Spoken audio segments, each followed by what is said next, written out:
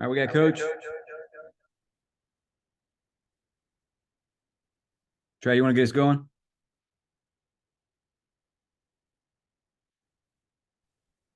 Yeah, Coach.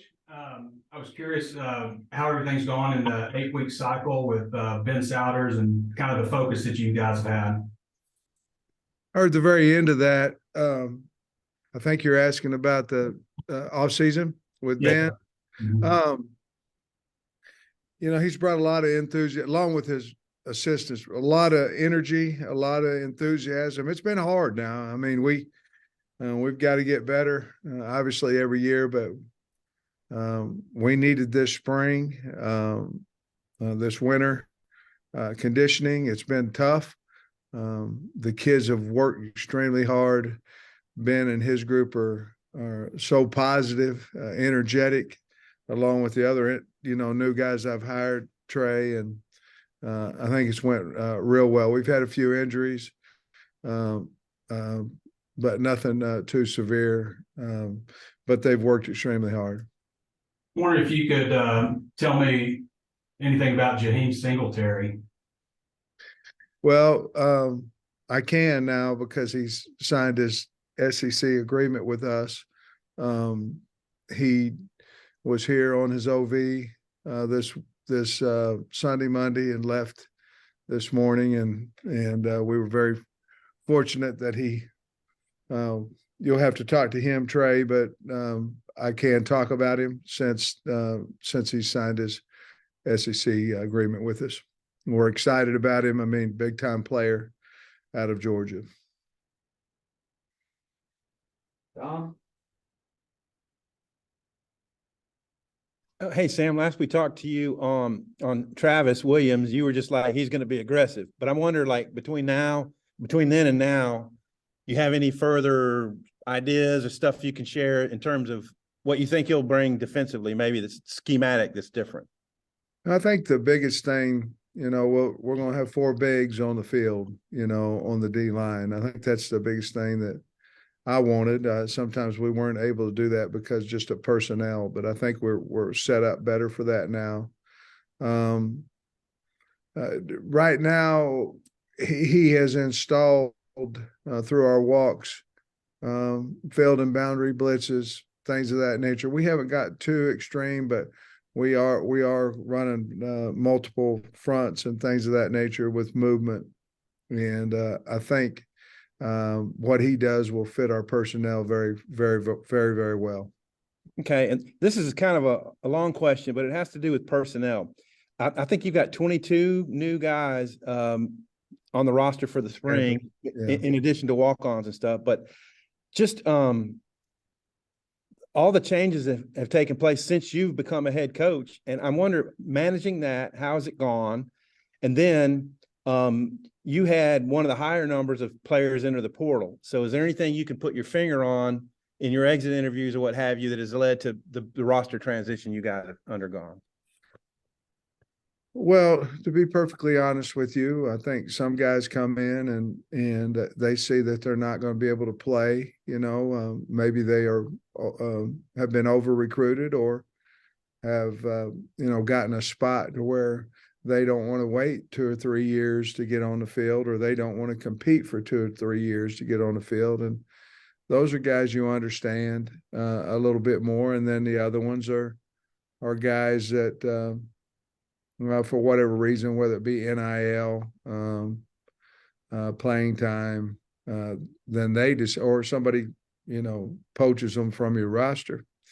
Those are a different story. I mean, so I can't tell you, Tom, that there aren't some guys that go in the portal where you're, okay, I understand it. And then there's some that don't. And you can't be both ways. You have to be happy for the young man that made the decision. I think, to be honest with you, I think it's pretty well known. I thought we needed a change, and strength wise, I thought we needed to do some different things, and that's not negative against anybody at all. It's just sometimes change is good, and I think these new coaches, what we learned from it, I guess, in the bottom line is we needed to communicate with our kids more often.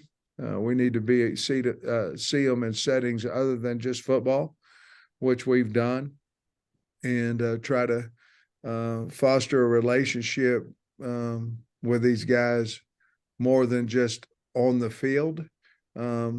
I think we'll have guys enter the portal, and other teams will as through the years.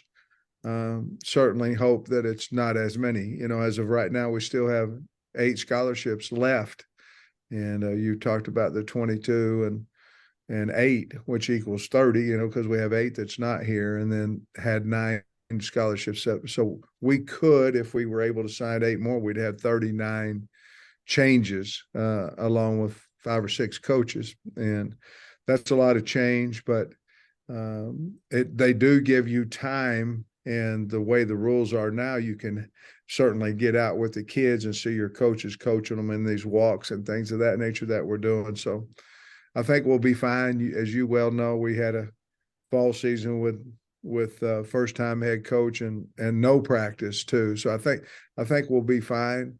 I'm really excited of where we are right now as far as relationship building with our kids.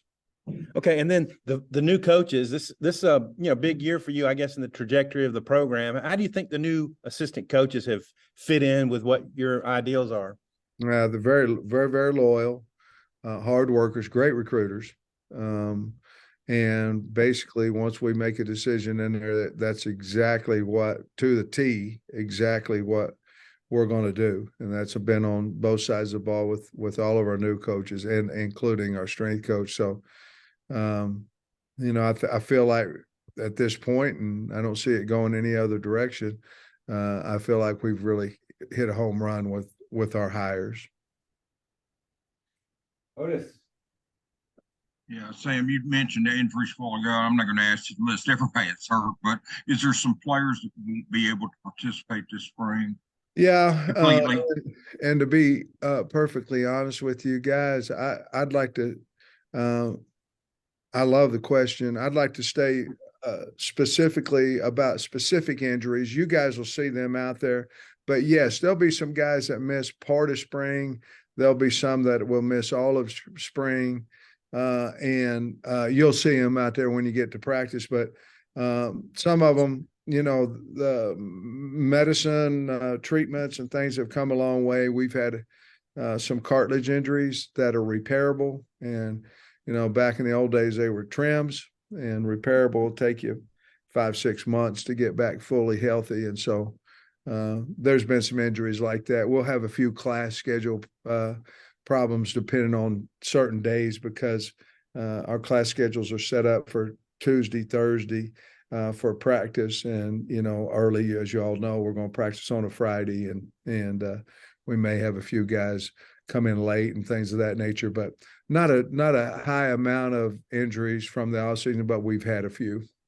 Rocket Sanders and Tykees Crawford specifically left the game in the first quarter, I believe, the Liberty goal. I know Tykees left it on the first series on the field goal.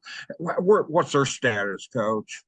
They'll both be able to go, and they're healthy. And man, both of them have had a really good off season. I think our whole team has. And you guys usually ask me about some specifics or who stood out, and Jaden Wilson has been unbelievable out there. But Rocket, to answer your question, Rocket and Tykees have done really well. Tykees going to be a guard or a tackle, Coach? That's my last question. I think that's the beauty of spring, is to really try to find out where your 5 pieces, if assuming he's going to start for us and things of that nature, where they go. And then obviously if he was a 6th or 7th man, could he play 2? Is he a 6th, 7th on the right? That's an exciting thing about spring is trying to figure out with injuries, or who's your top 5 and where should they play? And if you had an injury, who would be your next guy or 2 in there, and where would they play? It's really exciting. But I think, to be honest with you, I think we still have to find out where he would do it. We got Braun came in, Kudas, some of the Harris, Chambly, those guys. We've really got to figure out what our best 5 is and what positions they need to play. But he would have a chance to play both of them, Otis. Thank you. Got it. Yeah, Coach Torian Carter tweeted last week that he's been cleared. How was his recovery, and maybe what are you expecting from him the next several weeks? Like, is he going to be a guy that kind of eases into it, or is he full go? I think we've been told to watch him, watch if there's any swelling on his knees and things of that on his knee and things of that nature. But to be perfectly honest with you, he got cleared. We'll be smart with him in those things. But I thought at the end of last spring, I thought he was as good a defensive interior lineman as we had. And really, it's almost like getting him out of the portal, because he didn't play last year. Day didn't, and he's back. Dominic Johnson will be back, by the fall. But Torian's very, very strong, worked extremely hard and got cleared, and we expect him to have a really good spring. We will watch him to the fact we might limit him a little bit in reps early. We'll have to wait and see. And then with your tight ends, kind of what's your impression of that group right now, and what do you want to see from them, I guess, in the next few Well, I weeks? think Bax has stepped up. Bax is moving better. Tyrus Washington has really had a good obviously working his tail off, working extremely hard. The two Has brothers, and I know Dylan's not a tight end, but Luke are two of the hardest working kids you'll ever see. As a matter of fact, I called their mama last night to tell them that because they are hard working, no nonsense kids. So I think Luke will help us. You asked specifically about tight end. I think Dylan will too, but you asked about tight ends, and that would be probably those five guys right now. Obviously, waiting on Shamar Easter to get here in late May, early June. Tom. Oh, hey, yeah. So this is the routine question about who looked good in the winter conditioning. You mentioned Jaden Wilson, and there's got to be a bunch of other guys that you like. Well, there really is. And so, if you look at the tight end position, and they're all Tyrus, I talked about Tyrus and Bax and Luke. I tell you, that group, we're going to play more of them. So we need more of them. And Shamar's going to have to come in here ready to go. On the O-line, you have your vets, and then Kudus it looks really good. I mean, he's gotten big, strong, can move. Amarian and Chambly both have looked really good, and our transfer Braun has looked good, and along with the older guys. And then quarterback, they've all done really a good job. Obviously, KJ will stick out there a little bit. And then Criswell can run. He's got an arm, but he can run, and I was excited about that. Running back wise, they've all three played. They all three are doing exceptional. Now at the wideout position, that's a little bit different story there. And obviously, we haven't been throwing and catching and all that kind of stuff. But if you look at Jaden Wilson would be Bryce Stevens, those guys, the guys Baque, Satagna, the guys that you think would be there, they are. And then I think we hit the jackpot with the three transfers we got. Not again, they haven't caught balls, but I'm talking about work ethic and ability with Teslaw and Broden and Armstrong. I think all three of them are going to help us, and then on defense, the old Landon Jackson's really looked good. He would be the first one that Nico's getting bigger, looking good. And then at linebacker, Greer's come in looking good. Paul Crook. I love the freshman group, those young guys, with Spence and I'm missing Dean. Dean's really looked good too. In the secondary, I think the young kids, Braxton and Metcalf and RJ Johnson, those three guys I think are hits. Dallas Young is doing a good job as well. But Jalen Lewis is a guy that shows out in drills, and just a lot of guys. I said too many as it is, but I think I'll tell you this: they're buying into what we're selling, and they're straining and doing a really good job. I love the 12 freshmen that we have on campus from this class. They are They're never in trouble. They work hard. They're good citizens, good students. And I think that class, as long as we can keep them together, it's going to be a really special class for us.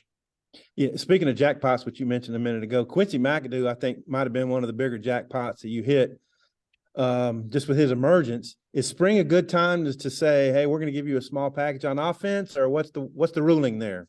Exactly what we talked to him about. I think we've had extensive conversations about him on offense, him on defense. With the emergence of the new staff, I think he's more comfortable staying where he was. I think there might have been a point where he might want to move to offense, but he's going to stay on defense because I think he feels like he can help the team, help himself more over there. We have talked to him about a third down package, and I've talked to our staff about that. There's two things there. One, he has to do it. It's going to be extra work on him, which he's willing to do that. And the other thing is he has to be one of our top three receivers or top four to get on the field. And as long as that happens, then certainly we are going to look at it because I told him we would. Mm-hmm.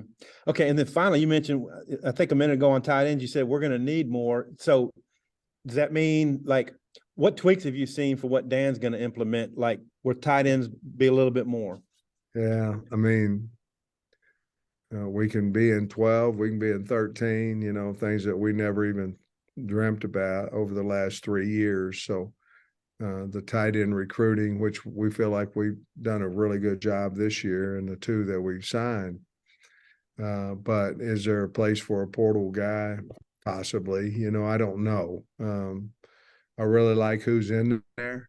But at the same time, I think we've got to make sure that by when the portal opens back up that we're ready to go with. Luke would be the guy that is the question mark because, we know what Tyrus is going to be able to do and what Back's going to be able to do. And if we feel like we've got enough tight ends to function, then we would stay out of the portal. If not, just numbers alone, we would go in and try to see if we can find somebody. Right. Hey, Coach, with KJ having been in a system for the last 3 years, a certain offensive system, do you guys just like start over from scratch in terms of everything, terminology and playbook and all that stuff? Or is there like a marriage of the old and the new, or how does that work? As you well know, Trey, I've had so many jobs. And so the terminology of calls, of line calls and things of that nature, the ones that the kids make, those would be